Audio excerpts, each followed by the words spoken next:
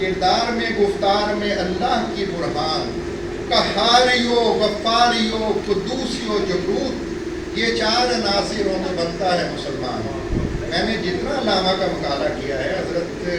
کی جتنی کتابیں ضیاء القرآن پبلشر سے چھپی ہیں ان میں سے اکثر میں نے پڑھی ہیں، اور آپ نے ابھی دیکھ لیا ہوگا کہ باہر سے جو چیزیں آ رہی ہیں لوگ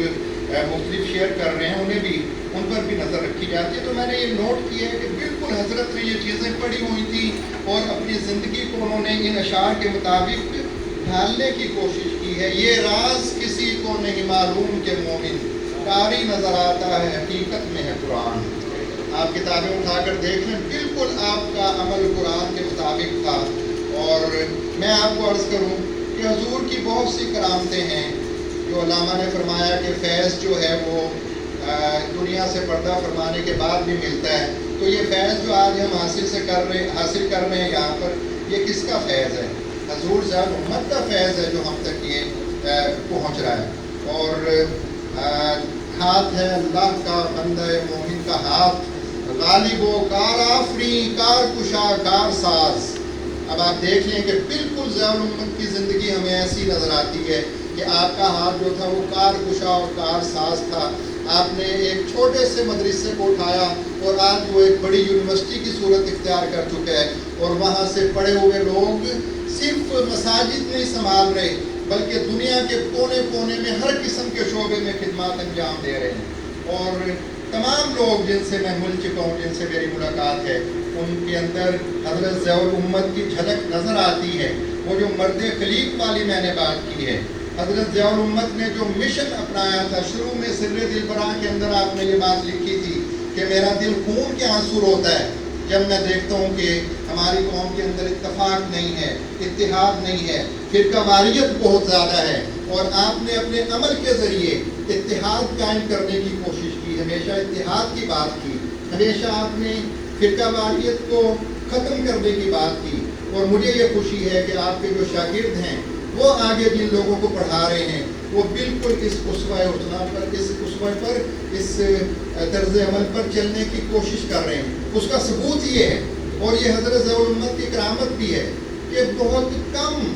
اہل مدرسہ کے بہت کم اجتماعات ہوتے ہیں، بلکہ نہ ہونے کے برابر ہیں، جس میں کسی غیر اہل مدرسہ کو بولنے کی اجازت دی جائے۔ لیکن یہ حضرت ضیاء الامت کا فیضان ہے، آپ کی تربیت ہے اور آپ کی تحریروں کا اثر ہے کہ آپ کے شاگرد اہل مدرسہ اور غیر اہل مدرسہ میں کوئی فرق نہیں کرتے۔ اور میں چونکہ حضرت ضیاء الامت کا ایک عاشق ہوں، آپ کا مانوی مرید ہوں، لہٰذا میں آپ کے سامنے یہ بات عرض کروں کہ پچھلی مرتبہ بھی مجھے الکرم فرینڈز نے، الکرم فرینڈز خود جو نام ہے وہ بھی ریشنلزم کو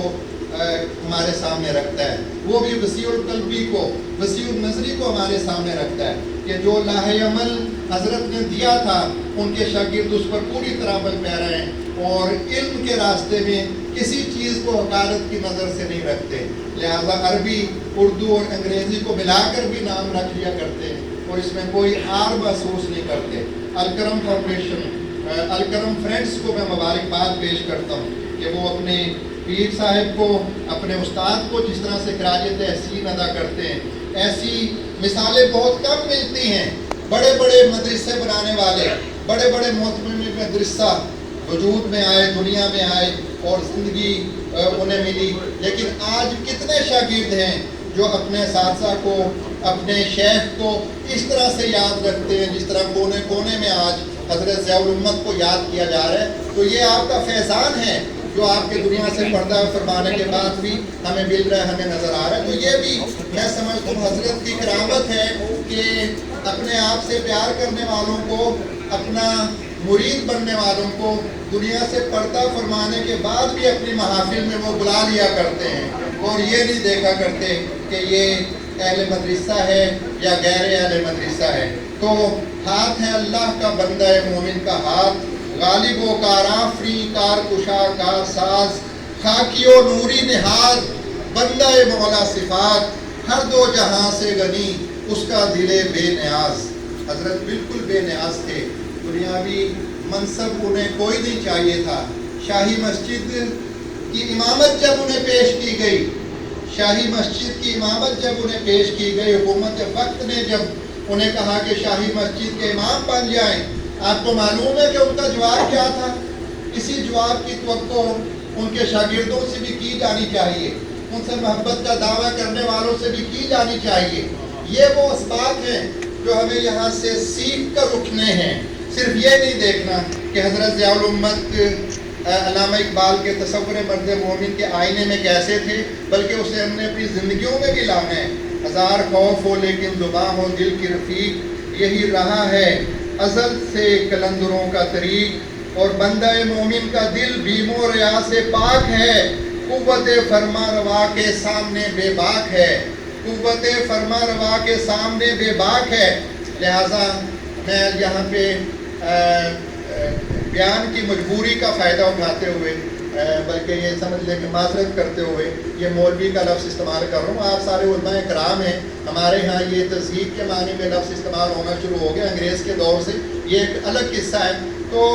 کون سا مولوی ہے، کون سا ملا ہے جو آج بادشاہی مسجد کی نوکری ملے، وہاں کی امامت ملے اور یہ جواب دے کہ میں یہ سمجھتا ہوں کہ یہ نوکری لینے کے بعد میں حق اور سچ کا اظہار نہیں کر سکوں گا، لہٰذا میں یہ نوکری نہیں کرتا۔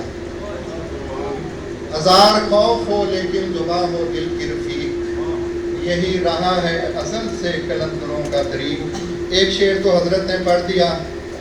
نگاہ بلند سخن دل نواز جاں پرسوز، یہی ہے رکھتے سفر میر کارواں کے لیے۔ میں آپ کو بالکل